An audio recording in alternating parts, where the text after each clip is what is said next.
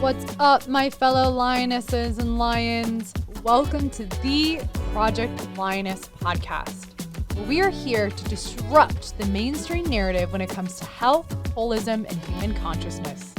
We are here to share bold truths about health and life from a female perspective. This episode is brought to you by our team, Inspire Co., where we stand for your health being inspired by choice rather than being inhibited by chance. Thank you for being here and joining in on these raw, real, and powerful conversations.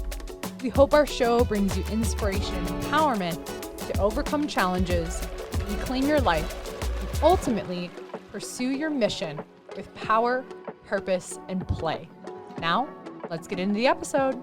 This is Dr. Mel. Welcome to the Project Lioness podcast, and we are joined by some amazing people in an amazing location. We are hanging out in Costa Rica at the Inspire Immersion, and we are very red. Maybe not Michael as much, but Dr. Aryn and Jessica and I are very red because we went surfing and we are burnt, and that's that. And we know we look lovely, so thank you. Okay, we earned this burn. We earned this burn. Yeah. But this podcast is sponsored by the Inspire Immersion, so we're here hanging out in Costa Rica, having a good time, and we wanted to talk to y'all today about parenting with emotional intelligence. So we've got a lot of a variety of forms of parents here. Dr. Aryn and I serve a lot of parents and kiddos in our office. Many of you know that, but we wanted to come on here and talk about and jam on this because we know our audience rather consists of a lot of parents, or those of you who want to be parents, or you work with parents and everything in between. You may be a parent. And so we want to share some wisdom and have a conversation about emotional intelligence and how that shows up in parenting. I am not a parent myself, but I care for a lot of parents. I care for a lot of kids. We can go through and share where we're at with our parenting journey because other people have different backgrounds here. So again, Jessica's joining us with Moxie Malas on this immersion. Thank you for having me. She's got some great parenting advice. Dr. Aryn's here and Michael's here. So where are y'all at with your parenting journey to start? I'll start. You looked over, I was like, I'll start. So I'm a mama. I have two little boys, 8 and 10, and it's been a journey. I always joke and say that my first son throat punched us into parenthood. I was like, I know everything. This is going to be so easy. This is not a problem. And he was born and was like, what's up? Bah. I was like, oh, this is a lot harder than I thought. I have been humbled. Yeah, deeply humbled. Yeah. And then my second son came along and was like, he did the humbling. I'll just be your angel. Aww. So classic second-born child. Right. Yeah, so I've been a mom for 10 years now. And it's been a ride. It's been up and down, sideways, all over the place. You know, I would say one of the biggest things is, you had mentioned it before too, about co-regulation and being able to make sure that I'm in a regulated state and in a space where I can hold the container for my children to have all the emotions that they need to have. And that is beautiful to say. And yeah, what a great concept. But when you're in it and you're like, oh, every sound is bothering me right now. Stop clicking the Nerf guns. I'm going to lose it. It's hard when they're having a meltdown and you're like, so am I. I am becoming a child right now as well. Yes. And then you realize things that trigger you that you didn't think would trigger you show up. And it's just been a beautiful journey of growth for myself as well. And becoming more of who I am and being steady in that and watching them do the same and facilitate a space where they can do that. It's beautiful. Yeah. It's beautiful. So that's where I'm at right now. Beautiful. I know Michael has 2 bonus boys. Yeah, I have 2 stepkids, Jack and Abe. They're pretty great. And yeah, I mean, it's being a step-parent is an interesting role to play. I feel like, you have to be more on the emotional side and just inquire and ask questions. And it's a joy, and I love it. It's a lot of fun. So that's what I have to share right now. I take care of a lot of kiddos and a lot of parents, and I like what you said, Jessica. It's like you learn a lot about yourself. Yeah. I host a monthly talk called No Bad Kids because I teach from a brain body lens of no behavior is a bad behavior. It's just a window into the developing brain. And one of my favorite like takeaways or like testimonials from a participant was, I came here to learn about my grandkids and I actually left learning more about myself. Because kids will do that. They will kind of show you your own triggers or maybe the things that you didn't receive as a child, and now you get to move through that with them. And it's such a beautiful journey to walk with parents, because I've been walking that like as my own individual self of like healing what that inner child didn't receive and allowing that to process and integrate in my being. So it's fun. I love working with the families. It's awesome. I'm not a mother, but I care for a lot of kids like Dr. Aryn, and I've got nieces and nephews and godkids, and I care for a lot of parents that have kiddos as well. And something that I've learned in that is how to also tend to my own inner child and reparent myself. You know, being a kid that grew up with parents divorcing and not necessarily seeing, I saw a different side of parenting. And I'm very grateful for those experiences and what it's taught me. And there's been things that I've had to kind of relearn or figure out when it comes to caring for these people, these kiddos, and say, okay, what in me maybe needs some love and tenderness, because moments in time growing up, I didn't necessarily receive that or see how it was played out as a kid among two adults. So I always say, I joke when practice members ask me like, are you gonna have kids? Are you gonna have kids? I'm like, I got plenty of kids in this office. And I feel like my role on the planet right now is to lean into that. And I don't know if I'll have biological kids, but we'll see. So that's where I'm at in my own personal reparenting journey. Nice. That reminds me of a quote that I heard one time, someone saying that we're all mamas to somebody, or we're all parents to somebody in our own way. And you can step into that maternal role in a lot of different ways. I love that. Yeah, I love that. for You're so sure. wise. Oh, geez. Well, I heard it somewhere. My maternal Quote role comes Jessica in Hoch. my maternal role comes in the form of like being a dog mom and a cat mom, but my cat's so easy. She's chill. She's like my buddy. But gosh, my dogs, I joke sometimes during my talk, like, those are my neurodivergent children. One of them has a lot of rage, and the other one, she's like having diarrhea because of her anxiety, you know, with us gone. That's a good point too, though, even with human children too, is that you're talking about one is totally different than the other. My boys are night and day different from each other. And so then when you're parenting one child one way is not going to work the same as parenting the other child the other way. Nope. You know, we've gone through a lot of different phases, and our first child is very vibrant and a lot of energy, and sometimes it can be difficult to guide that energy. And so, and he would challenge us, you know, and, you know, in the beginning, we did spank like one time, right? And he was like, the next time my husband threatened it, he turns around, he goes, what, you're gonna do, you're gonna spank me? And he hits himself, and we were like, well, we'll never do that again, because, I mean, and my other son, you look at him angry, and he's like, what? Like, so you have to find those nuances between each person. Like, they're their own whole world, and so what works in their world, what's going to guide their world. My one son is very expressive and outward. If he's sad, you're going to know it. If he's mad, you're going to know it. And my other son will internalize and sit.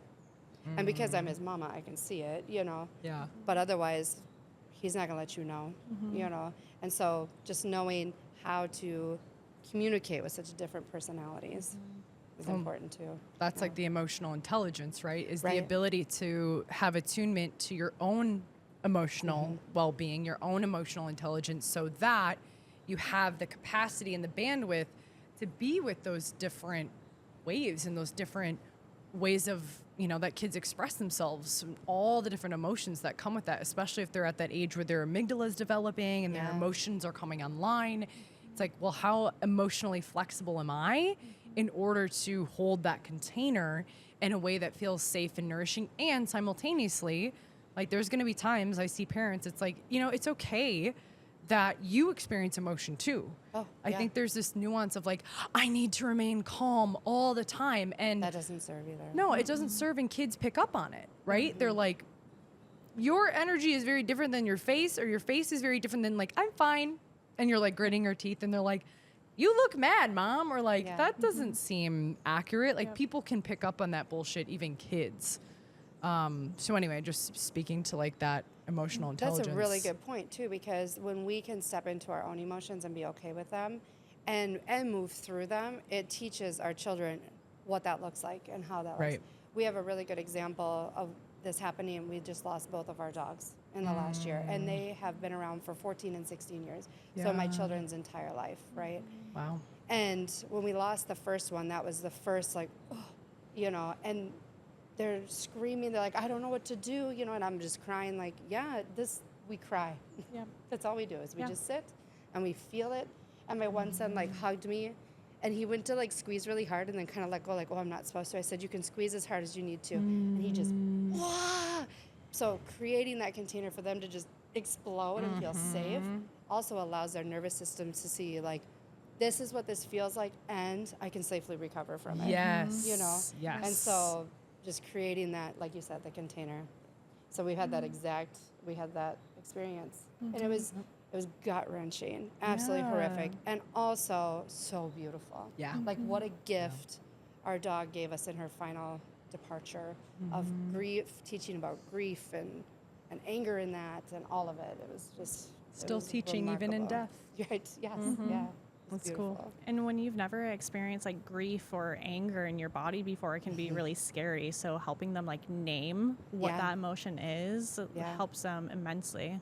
And they can't even like emotionally regulate on their own until they're at least 7. So practicing that for those years, like leading up, allows them to have full expression later on and to navigate it in life instead of just suppressing like a lot of adults we see do. Yeah. It's not healthy. And then it comes up later down the road, Yep. and you're unable to have that reconciliation in relationships because you weren't able to practice it with a parent who is learning emotional intelligence. Right. Like you, for example, and we're all on our own spectrum with that, but the ability for kids to learn about, one, repairing and recovering and reconciling from fracturing moments or from challenges, Yeah. like a loss, like a fight. You know, I tell couples all the time, and parents, I'm like, yo, it's like okay to have challenge.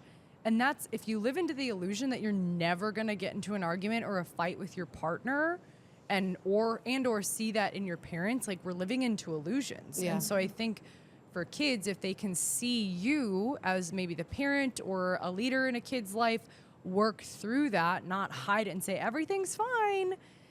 You know, one of my clients says they grew up in a carbon monoxide environment, which was everything from the outside looked fine and dandy and like the perfect American lifestyle, but on the inside, everything was bottled up and there was so much rage and anger, but no one talked about it. And so now seeing these people in my office, these adults who have these wounds when they were younger, they're like, wait, it's okay to be angry? Yeah. It's okay to like, and it's almost like we're almost like going back in time to their inner child and being like, yo, like this is a part that you didn't get to experience. And like you said, I'm mothering in a way, not to be your mom, but mothering to teach your nervous system, yo, it's safe. You're Like helping them reparent themselves. exactly. Yeah. And then teach it to their kids so that you can change the lineage and the DNA. Yeah. Yeah. I just went on a mega meta Love it. tangent. Preach. but Stepdad Michael over there, what you got to add? I'm just taking it all in and learning a lot as you all speak. It's definitely a learning process being a step parent, and I think just trying to help the boys and lead by example is huge. And I think, honestly, as for contributing to this conversation, I think Jess would be a great person to potentially interview on this topic.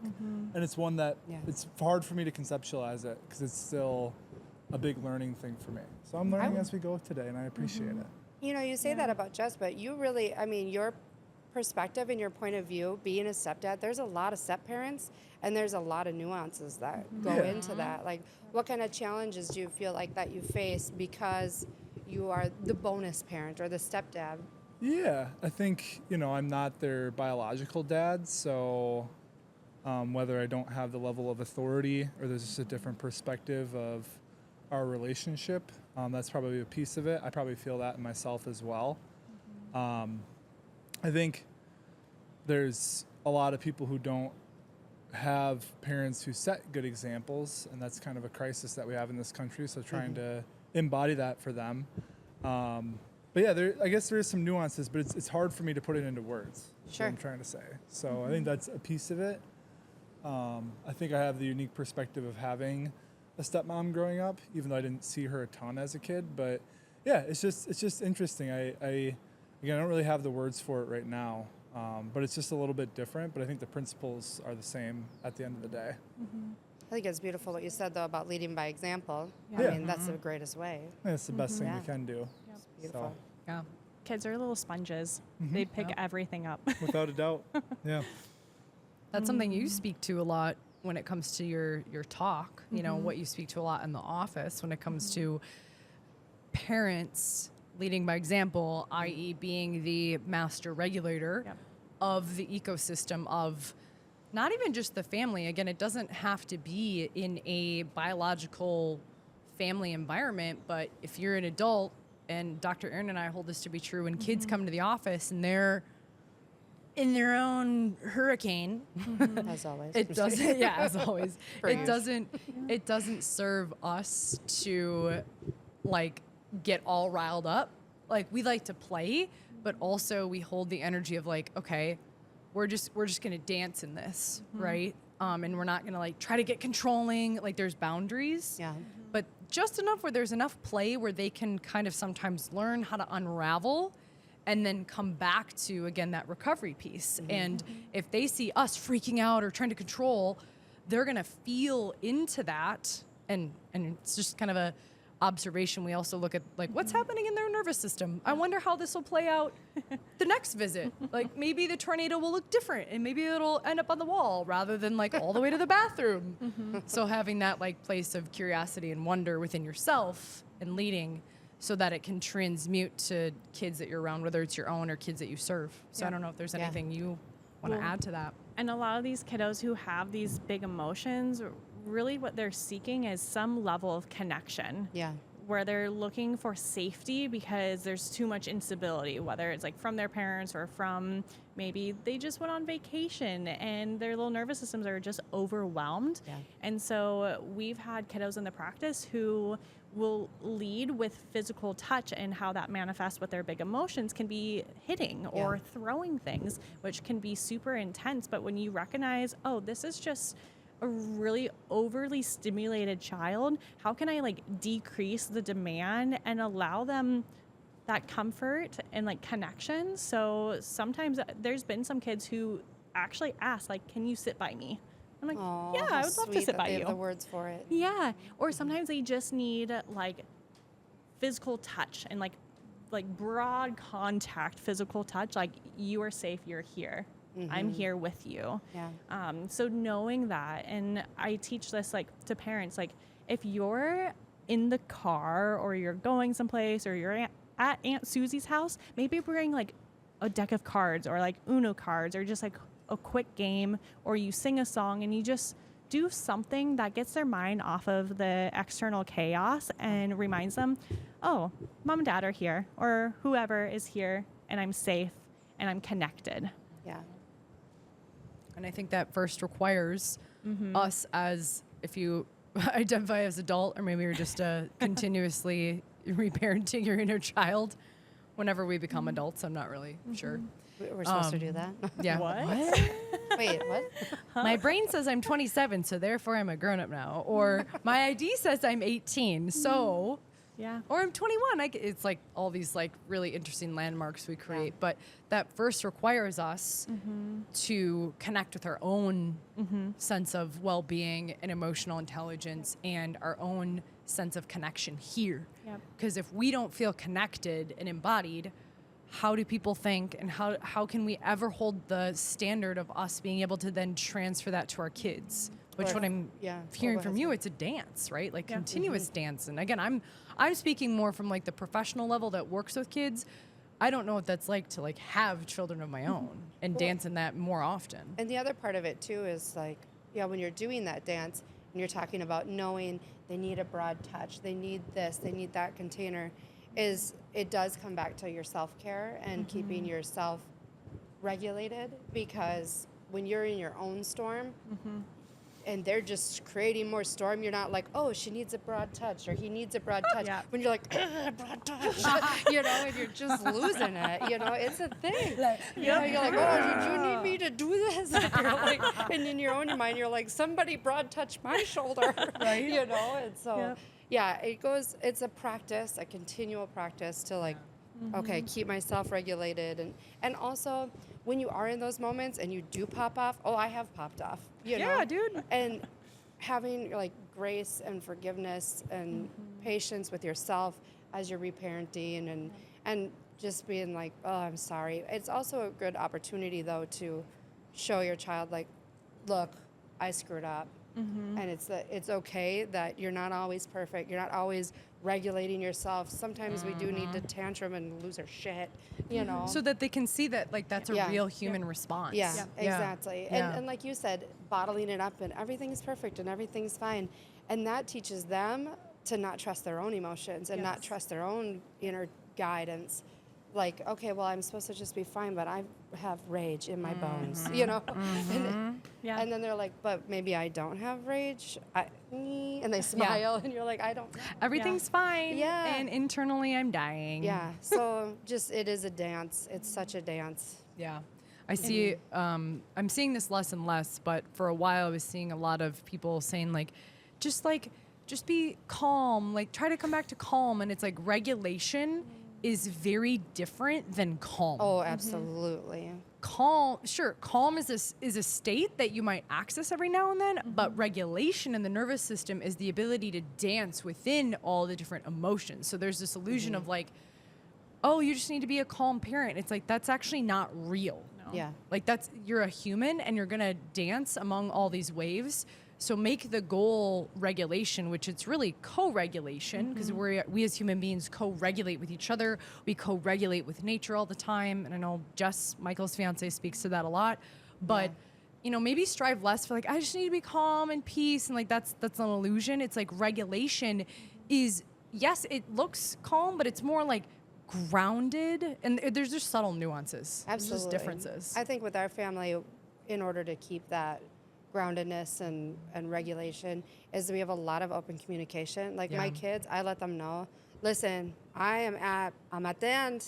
I'm about to snap. Like, I need some space. I need some time, you know. And then if I do, I'm like, you didn't listen. And here's this, and the fire comes out. They know. I told them, you know. And there are times where I'm like, listen, mommy needs a break. I will be in my bedroom. I need you to not bother me. And they will honor that. Yep. And sometimes they'll bust down the door with Nerf guns. I don't know. You know?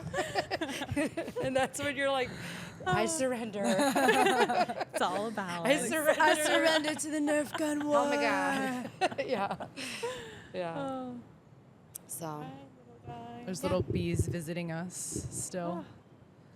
So as we wrap this one up, y'all, what are some ways that you found, again, in your own personal life? I know we've been speaking to this, but anything else you want to add when it comes to developing that emotional intelligence so that it can carry through to parenting, or if you're someone who's reparenting yourself, you know, what does that, like, tangibly and strategy-wise, like, what does that look like on a daily basis?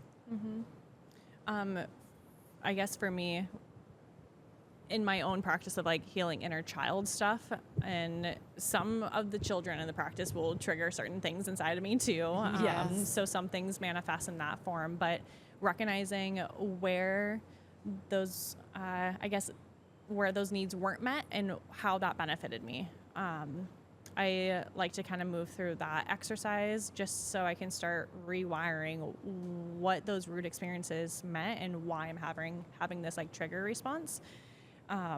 Another thing that I tell parents is like, give a structure, leading with that masculine, of like this or that, so it decreases demand. Like decreasing demand will always decrease the stress that the kiddos are going through and helps them kind of re-regulate.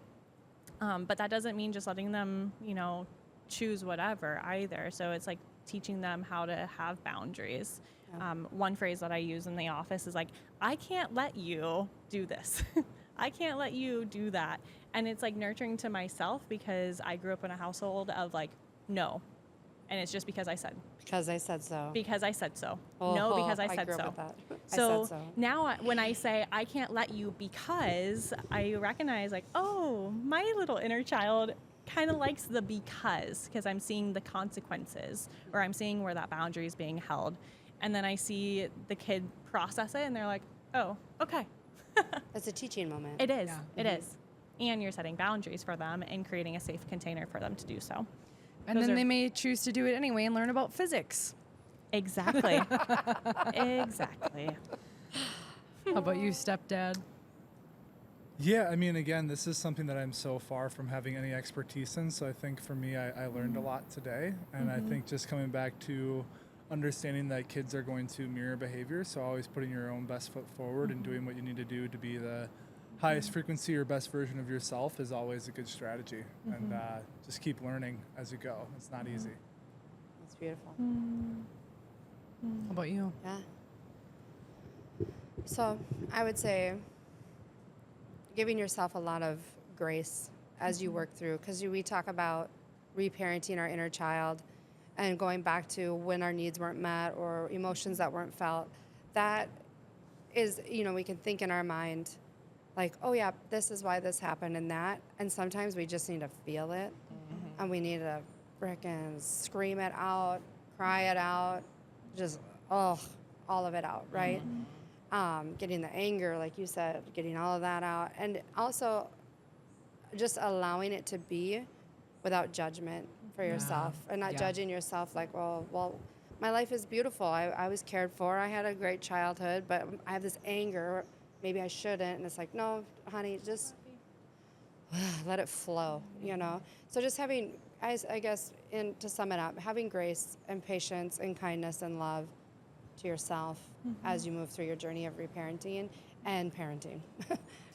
It's all just, here we are. We're just getting through. We're all learning. We're all learning, always, always.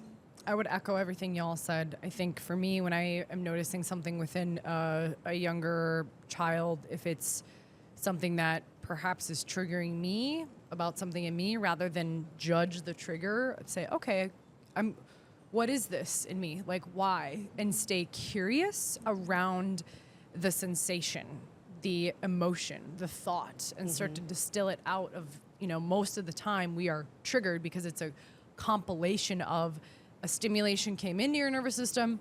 You literally had a sensory experience.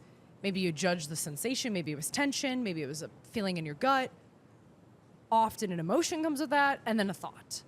So what's helped me is just the ability, like, oh, interesting, when this is happening, let's say in the office or somewhere else, or I'm seeing someone's inner child show, I say, what about them have I yet to learn to love within myself? Yeah, huge. And so again, it's this inside-out game, and that allows me to stay present and curious rather than reactive and defensive. Am I perfect? Absolutely not. And again, working with enough kids in the office, you learn how to dance. And I also get that's a very small spectrum of what parenthood is. So like Michael, I am appreciative of this conversation and you sharing a lot of your wisdom. And I appreciate learning from a lot of our parents that we serve. It's truly a gift so that I can serve their kiddos better too.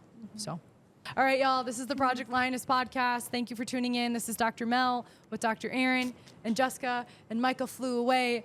And we are so excited that you're here. Thanks for tuning in, and we'll see you next time. Peace, love, and keep inspiring. Thank you for joining the Project Lioness podcast. Did you find value in today's episode? Help us impact the lives of others by sharing this podcast with someone you know who would resonate and benefit from the Project Lioness message. Excited to hear more? We invite you to subscribe on whatever platform you're tuning in on. And we'd be so grateful for you to leave us a review about what you enjoy most, as well as what you'd like to hear more of. Thank you so much for all of your support. Sincerely yours in power, purpose, and play. Dr. Mel with the Project Lioness podcast. Keep rising, keep roaring, and keep inspiring.